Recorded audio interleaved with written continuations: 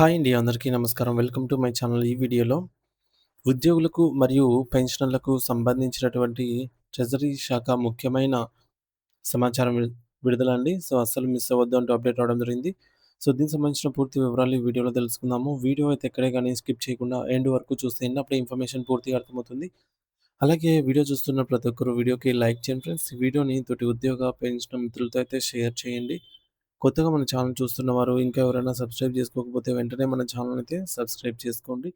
Subscribe చేసుకోవడం వల్ల నేను చేసే ప్రతి ఒక్క వీడియో మీ వరకు రీచ్ అవుతుంది. ఇక ఆలస్యం చేయకుండా వివరాల్లోకైతే వెళ్ళిపోదాము. సో ఫ్రెండ్స్, ఇక విషయానికొచ్చినట్లయితే రాష్ట్ర వ్యాప్తంగా పెను సంచలనం సృష్టిస్తున్నటువంటి ఒక అత్యంత ఆందోళనకరమైన షాకింగ్ వార్త ప్రస్తుతం వెలుగులోకి వచ్చిందండి.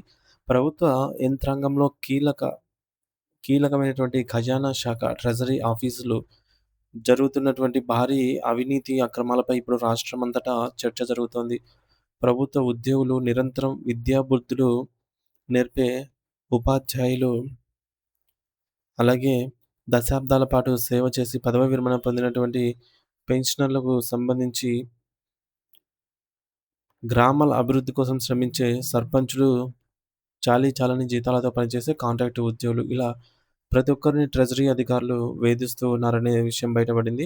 సో, మన రాష్ట్రంలో వివిధ జిల్లాల్లో ఉన్నటువంటి ఖజానా శాఖ కార్యాలయాల్లో సిబ్బంది మరియు కొందరు ఉన్నతాధికారులు ఒక మాఫియాలాగా ఏర్పడి లంచాల వసూళ్ల పర్వానికి ఒక క్రమ పద్ధతిలో అయితే సాగిస్తున్నారనేది సాధారణంగా ప్రభుత్వ నిధులు ప్రజలకే లేదా ఉద్యోగులకు చేరాలంటే ఈ ట్రెజరీ కార్యాలయం ద్వారానే బిల్లులైతే ఆమోదం పొందాలి. కానీ ఇప్పుడు పరిస్థితి ఎలా తయారైందనంటే, ట్రెజరీ ఆఫీసు మెట్లు ఎక్కాలంటేనే బాధితులు భయపడేలాగైతే ఉంది అన్నమాట. సో, మరి ఈ మేరకు బాధితులు తమ ఆవేదనను అయితే వ్యక్తం చేస్తూ ఉన్నారు. సో, దీని ప్రకారంగా చెబుతున్న దాని ప్రకారంగా చూసుకున్నట్లయితే ఎవరైనా సరే ట్రెజరీ కార్యాలయంలో లంచాలు ఇవ్వనిదే లేదా అధికారులకు ముడుపులు సమర్పించనిదే వారి పెండింగ్ బిల్లులకు ఆమోదం పొందడం లేదనమాట. సో, ఇది అందరికీ తెలిసిందే. పెండింగ్ బిల్లులు ఆమోదం పొందాలి అంటే ఖచ్చితంగా సమర్పించాల్సిందే ఎంతో కొంతనైతే మనందరికీ తెలిసిందే. అలాగే నిజానికి అది వారి కష్టార్జితము, వారి సొంత డబ్బు. కానీ ఆ డబ్బును పొందటానికి కూడా అధికారుల జేబులు నింపాల్సి రావడం అనేది అత్యంత దారుణము. ఈ లంచాల దందా ఇప్పుడు ఏ స్థాయికి చేరుకుందంటే, కొన్ని ట్రెజరీ కార్యాలయాల్లో ఏ పనికి ఎంత లంచం ఇవ్వాలి అనే దానికొక అఖిల సో, అలిఖిత రేట్ అంటే రేట్ కార్డ్.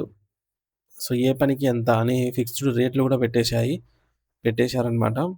మరి కొన్ని చోట్లయితే బిల్లులలో ఉన్న మొత్తం విలువను బట్టి, అంతే బడ్జెట్ కేటాయింపులను బట్టి పర్సెంటేజ్‌లో అంటే ఆహ్, 10% ఈ విధంగా పర్సెంటేజ్ రూపంలో అయితే వసూళ్ల దందాను ఏమాత్రం భయం లేకుండా యథేచ్ఛగా అయితే సాగిస్తూ ఉన్నారు. రాష్ట్ర వ్యాప్తంగా ఉన్నటువంటి జిల్లా ట్రెజరీ ఆఫీస్, డీటీఓ మరియు సబ్ ట్రెజరీ ఆఫీసెస్, ఎస్టీఓలలో ఇదే ఒక రహస్య అవినీతి నెట్వర్క్‌గా అయితే నడుస్తోంది.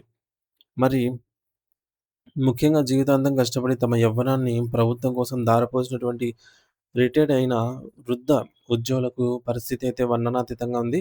వారికి రావాల్సిన రిటైర్మెంట్ బెనిఫిట్స్ అయినటువంటి గ్రాట్యుటీ, కమ్యూటేషన్ వంటి బిల్లులు పాస్ అవ్వాలి అంటే కనీసం రూ. 20,000 నుంచి రూ. 30,000 వరకు వాళ్ళైతే ఖచ్చితంగా సమర్పించాల్సి ఉంది. ఈ మేరకు డిమాండ్ చేస్తున్నారన్నమాట ఆఫీసులలో. ఆ వయసులో ఉన్న ఆ వయసులో తమ అవసరాల కోసం, పిల్లల పెళ్ళిళ్ళ కోసమో, లేక ఆరోగ్య సమస్యల కోసమో, ఆ డబ్బు కోసం వేచి చూస్తుంటే, అధికారులు మాత్రం డబ్బు ఇస్తేనే ఫైల్ కదులుతుందని మొండికేస్తున్నారు. అలాగే ఏదైనా అనారోగ్యం పాలయ్యి హాస్పిటల్‌లో చికిత్స చేయించుకుందామంటే గూడా, ఆ ఖర్చుల కోసం మెడికల్ రియంబర్స్‌మెంట్ బిల్లులు పెట్టుకునేదానికి అవి గూడా రూ. 10,000 సమర్పించుకోవాల్సొస్తుందనమాట. అక్కడ గూడా అంటే రోగంతో బాధపడుతూ ఉన్నటువంటి వ్యక్తి వద్ద కూడా మానవత్వం లేకుండా డబ్బులనేది వసూలు చేస్తూ ఉన్నారనమాట. గ్రామ పంచాయతీల విషయానికొస్తే అక్కడ పరిస్థితి ఇంకా ఘోరంగా ఉంది. సో, ఊరిలో చేరినటువంటి ఊరిలో చేసిన సిమెంట్ రోడ్లు, డ్రైనేజీలు పనుల బిల్లులు విడుదల కోసం సర్పంచులు ఏకంగా 2% నుండి 10% వరకు అయితే వసూలు చేస్తూ ఉన్నారు కమిషన్ రూపంలో అనైతే తెలుస్తోంది. ఒకవేళ లంచం ఇవ్వకపోతే ఫైల్‌లో ఏదో ఒక చిన్న మార్పు ఉందని వంక పెట్టడం, సర్వర్ పనిచేయడం లేదని అబద్ధాలు చెప్పడం లేదా ఆన్‌లైన్‌లోనే డేటా ఎంట్రీ కాలేదని సాకులు చెప్పి నెలల తరబడి ఫైల్‌లను అటకెక్కించడం వంటి పనులు చేస్తున్నారు. కొంతమంది సిబ్బందయితే ఫైల్‌లను అసలు కదపకుండా డెస్క్‌లోనే తొక్కిపెట్టి బాధితులు విసిగిపోయేంత వరకు కూడా తమ దగ్గరే ఉంచుకొని బేరానికొచ్చేలాగా చేస్తూ ఉన్నారనమాట. అంటే వాటిని ఫైల్‌లు ముందుకు కదలకుండా. ఈ విధంగా లంచాల పంపకాల కోసం ఈ మేరకు ప్రభుత్వ శాఖల సిబ్బంది మధ్యవర్తులుగా వ్యవహరిస్తూ ఉండగా కొన్ని చోట్ల బాధ్యతాయుతమైన పదవుల్లో ఉన్నటువంటి ఉద్యోగ సంఘాల నేతలే స్వయంగా అధికారులతో సెటిల్‌మెంట్‌లు చేస్తూ ఉండటం అనేది సభ్య సమాజం తలదించుకోవాల్సినటువంటి విషయము. మరి జిల్లాల వారీగా పరిశీలిస్తే కరీంనగర్ జిల్లాలో ఒక బాధాకరమైన ఉదాహర ఉదాహరణకు ఒక సంఘటన వెలుగులోకైతే వచ్చిందండి. ఒక రిటైర్డ్ ఉద్యోగి తనకు రావాల్సిన డబ్బుల కోసము 2 ఏళ్లుగా ఆఫీసుల చుట్టూ తిరుగుతూ ఉన్నాడు. మరి ప్రభుత్వం నిధులు విడుదల చేసినా సరే ట్రెజరీ అధికారులు మాత్రం టెక్నికల్ సమస్యలున్నాయని అంటూ 10 రోజుల పాటు ఆయనను తిప్పించుకున్నారు.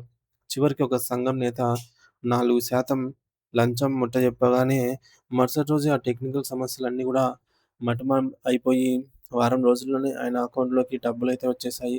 మరి దీన్ని బట్టి అర్థం చేసుకోవచ్చు అక్కడ సమస్య సాంకేతికత కాదు, కేవలం స్వార్థం మాత్రమే అని.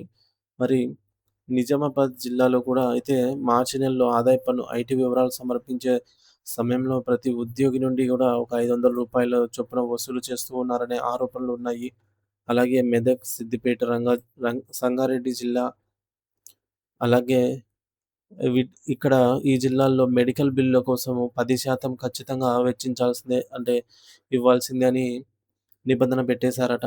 ఇక యాదాద్రి భువనగిరి జిల్లాలో లంచం తీసుకుంటూ ఒక సీనియర్ అటెండెంట్ ఏసీబీకి దొరికిపోవడం అక్కడ అవినీతికి ఒక ప్రత్యక్ష నిదర్శనం. ఇక సూర్యాపేట, నల్గొండ జిల్లాల్లో కూడా ఇదే తరహాలో రిటైర్మెంట్ ఫైల్‌ల కోసం వేలల్లో వసూలు సాగుతూ ఉన్నాయి. తమిళనాడులో కొత్తగా అధికారంలోకి వచ్చిన ప్రభుత్వం అక్కడ రాజకీయాల్లో వినిపిస్తున్నటువంటి ఒక మార్పేంటంటే, అవినీతిని అంతం చేయడానికి లంచం తీసుకునే అధికారులను సాక్ష్యాలతో పట్టిస్తే ఒక రూ. 1,00,000 వరకు బహుమతి ఇస్తామని జెప్పేసి ప్రకటించడం జరిగింది. ఇక మన రాష్ట్రంలో కూడా ఇటువంటి కఠినమైన నిబంధనలు రావాలని బాధితులు కోరుకుంటూ ఉన్నారు. మరి ట్రెజరీ అనేది ప్రభుత్వానికి వెన్నెముక లాంటిది. అటువంటి చోట అవినీతి ఆహ్, వేళ్ళనూలుకోవడము వల్ల సామాన్యులు, వృద్ధులు మరియు చిరుద్యోగులు తీవ్రంగా నష్టపోతున్నారు. ఏసీబీ మరియు విజిలెన్స్ అధికారులు తక్షణమే స్పందించి ఆకస్మిక తనిఖీలు చేపట్టి ఈ యొక్క అవినీతి నెట్‌వర్క్‌ను ఛేదించాల్సిన అవసరం ఎంతైనా ఉంది. లేదంటే నిజాయితీగా పనిచేసే ఉద్యోగులకు మరియు తమ హక్కుల కోసం పోరాడేటటువంటి సామాన్యులకు న్యాయం జరగదు. ఖజానా శాఖ ట్రెజరీ కార్యాలయాల్లో ఉద్యోగులు, రిటైర్డ్ సిబ్బంది మరియు సర్పంచుల నుంచి లంచాల వసూళ్లు, రిటైర్మెంట్ బెనిఫిట్స్ కోసం 20,000 నుంచి 30,000 వరకు డిమాండు, మెడికల్ రీయింబర్స్‌మెంట్ బిల్లుల ఆమోదం కోసం 10% కమిషన్ వసూళ్లు, గ్రామ పంచాయతీ అభివృద్ధి పనుల బిల్లుల విడుదల కోసం 2-10% వరకు కోత, సాంకేతిక కారణాలు సర్వర్ డౌన్, టెక్నికల్ ఎర్రర్స్ సాకుగా చూపి ఫైళ్లను పెండింగ్‌లో పెట్టడము, ఉద్యోగ సంఘాల నేతలే కొన్ని చోట్ల లంచాల పంపిణీకి మధ్యవర్తులుగా వ్యవహరించడము, ముఖ్యంగా నిజామాబాద్, కరీంనగర్, మెదక్, సూర్యాపేట్ ఇటువంటి జిల్లాల్లో అవినీతి పరాకాష్ఠకు చేరడం. సో, ఈ యొక్క అంశం యొక్క సారాంశం ఏమిటంటే, రాష్ట్రంలోని ట్రెజరీ కార్యాలయాలు అవినీతికి నిలయాలుగా మారాయి.